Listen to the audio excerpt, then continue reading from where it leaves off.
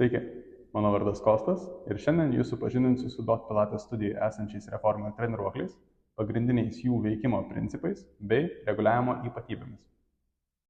Vienas pagrindinių šio treniruoklio komponentų yra ši važinėjanti platforma, ant kurios šiuo metu ir sėdžiu, o jos pasipriešinimą sudaro priekyje esančias spyruoklės. Čia rasime net 5 spyruoklės, 3 skirtingų lygių, baltą lengviausią spyruoklę, mėlyną vidutinę ir net 3 didžiausią pasipriešinimą turinčias spyruoklės. Spyruoklių reguliavimas nėra sudėtingas. Norint padidinti pasipriešinimą, imame už spyruoklės ir statome ją į intarpą. Norint pasipriešinimą sumažinti, imame už tos pačios spyruoklės, ją įtempiame ir tada išimame iš intarpo.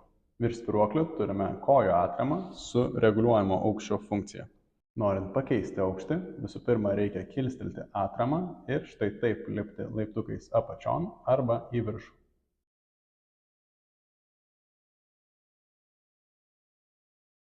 Kairėje treniruoklio pusėje turime štai tokią lazdą, su kuria galime atlikti daugybę pratimų iš skirtingų padėčių.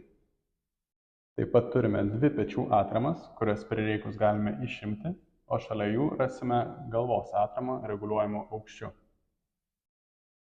Prie pečių atramų pakabinti 2 diržai, kurios traukiant juda visa platforma, o jų pasipriešinimas priklauso jau nuo anksčiau rodytų spyruoklių.